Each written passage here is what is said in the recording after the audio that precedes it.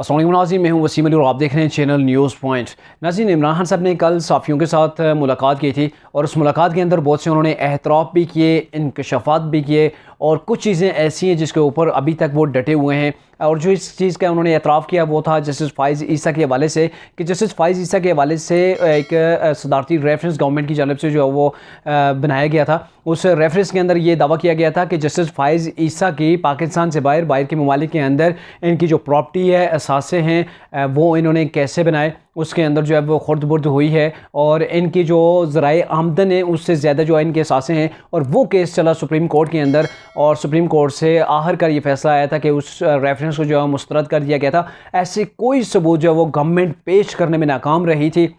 जबकि गवर्नमेंट ने पूरा एड़ी चोटी का जोर लगाया था जस्टिस फ़ाइज़ ईसा के ख़िलाफ़। उनकी क्रेडिबिलिटी को जो है वो इन्होंने टारगेट किया था, निशाना बनाया था। और उसके बावजूद ये पाकिस्तान के जो अदारे थे, FIA थी और दीगर जो नैब थी, इन्वेस्टिगेशन के जितने भी अदारे थे, FBR वगैरह, इन सब ने जो है वो कोशिश की और सारे उन्होंने तलाशी की, लेकिन कहीं से भी कोई ऐसा इन्हें प्रूफ नहीं मिला कि जस्टिस फ़ाइज़ ईसा के ख़िलाफ़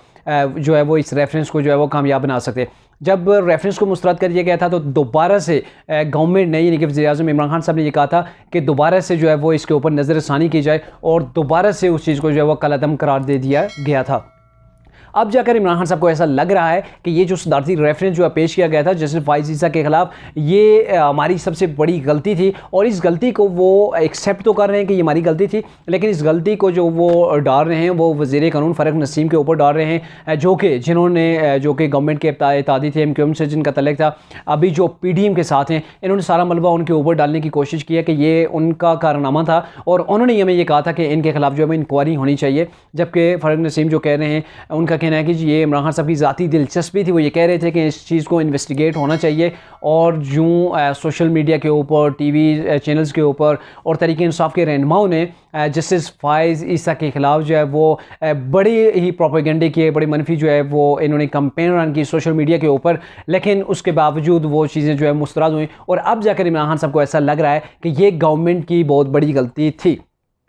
इसके अलावा इमरान खान साहब ने एक इंकशाफ भी किया है कि ये जो मौजूदा इलेक्शन कमिश्नर हैं, इनकी जो तैनाती थी, जब तैनाती की गई तब मतलब जो अपोजिशन थी और इमरान खान साहब यानी कि जो गवर्नमेंट थी, इनके दरमियान जो है वो डेडलॉक था, जिसकी वजह से इन्होंने इस्टेब्लिशमेंट के साथ जो मुशावरत की थी और इस्टेब्लिशमेंट की ही रजामंदी के साथ और उनके कहने के बाद ही जो है इन्होंने इस इलेक्शन कमिश्नर को जो है वो तैनात किया था। और अभी ये खबरें चल रही हैं, इमरान खान साहब ने ये कहा है कि हो सकता है कि इस जो मौजूदा जो इलेक्शन कमिश्नर इनके खिलाफ जो है वो रेफरेंस दायर करने के मुतालिक जो है वो तहरीक इंसाफ जो है वो सोच रही है। इसके अलावा जो इमरान खान साहब ने कहा जी इस्टेब्लिशमेंट के हवाले से, पिछले दिनों जो अदम एतमाद के दौरान एक बात चली थी कि इस्टेब्लिशमेंट ने मुझे 3 जो है वो पॉइंट्स दिए हैं कि इन 3 पॉइंट्स के अंदर में से कोई भी जो है वो आप एक चूज़ कर लें, जिसके अंदर अदम एतमाद का वो डिफेंस करना था या फिर इस्तीफ़ा देना था, और लास्ट जो ऑप्शन था वो ये ऑप्शन था कि जो है वो आप नए इलेक्शन करवा दें। तो इमरान खान साहब ने ये कहा है कि अब भी वो ये कह रहे हैं कि मुझे इस्टेब्लिशमेंट ने ये 3 ऑप्शंस दिए थे, जबकि आज से कुछ दिन कबल जो पाक फ़ौज के तर्जुमान हैं उन्होंने इस चीज़ की वजाहत की थी कि हम इस्टेब्लिशमेंट ने कोई भी किसी किस्म के कोई ऑप्शंस नहीं दिए थे। ये ऑप्शंस तहरीक इंसाफ के जो रहनुमा थे, चेयरमैन थे, यानी कि इमरान खान साहब के ज़ाती थे, और उन्होंने हमें बताया था कि ये 3 ऑप्शंस हैं और इनमें से जो है वो लास्ट ऑप्शन के ऊपर मैं जो है वो सोच सकता हूँ, लास्ट ऑप्शन के ऊपर जो है वो नए इलेक्शन इंतखाबात जो है मैं करा सकता हूँ। ये इमरान खान साहब का जो है वो कहना था। अब जो मामला ये है कि इमरान खान साहब ने ये तो कुछ बताया, लेकिन इसके साथ उन्होंने रूस के हवाले से कहा है कि जो जिस दौरे के बाद जो इमरान खान साहब कह रहे हैं कि उनके खिलाफ जो अमेरिका हो गया है, इमरान खान साहब ने ये कहा है जी जब मैं रूस गया, रूस जाने से कबल मेरी जनरल बाजवा से मुलाकात हुई है। बाजवा साहब से मुलाकात के बाद उन्होंने इस चीज़ पर रजामंदी का इज़हार किया, उन्होंने कहा जी आपको डेफिनेटली जाना चाहिए रूस, और उसके बाद ही मैं रूस गया था। और ये जो इमरान खान साहब के नए इंकशाफात हैं, अब इसके मुतल्लिक जो है वो पाक फ़ौज की जानिब से या दीगर हल्कों की जानिब से क्या जो है वो रिस्पांस आता है या क्या इसका जो है वो जवाब आता है, उसका अभी जो है वो इंतज़ार है। लेकिन आपको बताते चलें, ये इमरान खान साहब ने कुछ इंकशाफात किए, कुछ चीज़ों को एक्सेप्ट किया, लेकिन अभी वो चीज़ें बाकी हैं कि RTS सिस्टम कैसे बिठाया गया था, इसके मुतालिक इमरान खान साहब अभी तक खामोश हैं। और इसके अलावा उन्हें सादिक व अमीन सुप्रीम कोर्ट से कैसे जो है वो डिक्लेयर किया गया था, उन्हें सर्टिफाइड सादिक व अमीन कैसे बनाया गया था, ये सारी चीज़ें हैं जिनके ऊपर से इमरान खान साहब पर्दा नहीं उठा रहे, चूँकि ये वो चीज़ें हैं जिनके ऊपर पर्दा पड़ा रहे तो ही इमरान खान साहब की जो है वो उनकी सियासी जो है वो बका इसके अंदर, इसी चीज़ के अंदर है। अब जो नए इलेक्शंस के हवाले से बात अगर करें तो इमरान खान साहब बड़ा जोश के साथ कहते हैं कि नए इलेक्शन होने चाहिए और ये डिमांड कर रहे हैं कि मैं इन्हें भागने नहीं दूंगा, नए इलेक्शन की तरफ आ जाएं जी, ताकि लग पता जाए कि किसकी जो है वो कितनी वैल्यू है, ग्राउंड के अंदर किसकी कितनी जो है वो पावर है, और वोट के साथ एक नई जो है वो गवर्नमेंट इलेक्ट होकर आए। और आपको बताते चलें कि यह PDM जब तैयार हुई थी उस वक्त ही मियां नवाज शरीफ ने कहा था कि अगर अदम एतमाद कामयाब हो जाती है तो हम ये जो नई गवर्नमेंट बनेगी इसको जो है वो हम ज़्यादा लॉन्ग टर्म के लिए जो है नहीं यूज़ करेंगे, बल्कि शॉर्ट टर्म के लिए होगा और बहुत जल्द जो है वो इंतखाबात की तरफ हम चले जाएंगे। और आज ख्वाजा आसिफ ने भी यही कहा है कि हमें जो है वो नए इंतखाबात करवाने चाहिए। नए इंतखाबात के नतीजे के अंदर जो गवर्नमेंट बनेगी, जो अवामी गवर्नमेंट बनेगी, वही पाकिस्तान के मसाइल का जो है वो हल कर सकती है।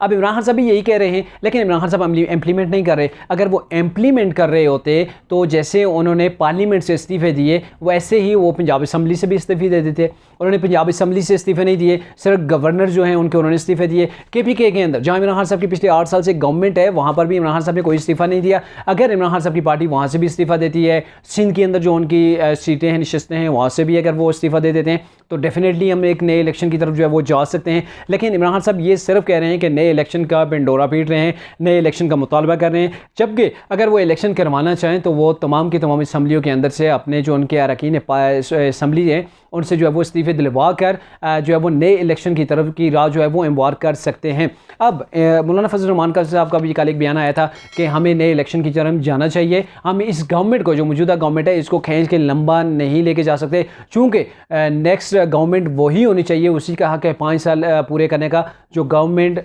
अवाम जिसको जो है वो इलेक्ट करेगी। अब इसी के हवाले से जो आज जो नया एक सेटअप हुआ था, जो नई काबीना थी, उसके अंदर उसका उन्होंने अलफ उठा लिया है नई काबीना ने। अब चूँकि नए इलेक्शंस इतनी जल्दी नहीं हो सकते, 1-2 महीने की बात नहीं है, चूँकि इलेक्शन कमीशन ने ये उस रोज़ सुप्रीम कोर्ट के अंदर कहा था कि हमें 6 से 7 माह चाहिए, 6 से 7 माह के अंदर जो है वो हम जो इंतखाबी मामलात हैं उन्हें दुरुस्त कर लेंगे। जैसे नई हल्का बंदियाँ हैं, नई वोटर लिस्ट हैं, कराची की नई हल्का बंदी हैं, KPK के अंदर जो कुछ अजला को आपस में जम किया गया उनकी नई हल्का बंदियाँ हैं, तो इन चीज़ों के अंदर जो है वो हमें 6 से 7 माह लगेंगे। तो यहाँ नज़र आ रहा है कि 6 से 7 माह के अंदर कोई भी नए इलेक्शंस नहीं होने जा रहे। तो इसीलिए नई वफाकी काबीना का जो सेटअप होने जा रहा है, जिन्होंने अलफ उठाए, जो बाकी हैं, इनका जो टेन्योर होगा वो मैक्सिमम जो है वो ये साल जो जा रहा है 2022 इस तक जो है वो यही गवर्नमेंट तकरीबन रहेगी। और इस साल के जो है वो एंड तक जाके ये इस चीज़ की पॉसिबिलिटी बन सकती है कि नए इलेक्शन की तरफ जो है वो मुल्क जाए। अब जो नई काबीना है उन्होंने अलफ उठा लिया है और उसके अंदर मुस्लिम नून के पास 14 जो है वो उन्हें वजारतें मिली हैं। पीपल्स पार्टी जो दूसरी बड़ी जमात है PDM की, उनके पास 11, JUI के पास 4, और अभी भी एक चीज़ के ऊपर जो है वो कंसेंसस होना बाकी है कि पाकिस्तान का प्रेसिडेंट यानी कि सदर कौन होगा। यानी कि 2 बड़े उम्मीदवार हैं, एक तो आसिफ अली जरदारी साहब हैं और दूसरे JUI के सरबरा यानी कि मौलाना फजल रहमान साहब हैं। और इसी के हवाले से जो मुलाकात हुई है कल मौलाना फजल रहमान और आसिफ अली जरदारी की, मुमकिन तौर पर यह कहा जा रहा है कि इनके दरमियान यही चीज़ थी कि ये दोनों जो लीडर हैं ये पाकिस्तान के सदर बनना चाह रहे हैं। अब देखते हैं कि ये ऊँट किस करवट बैठता है, आसिफ अली जरदारी साहब पाकिस्तान के नए प्रेसिडेंट बनते हैं या मौलाना फजल रहमान साहब।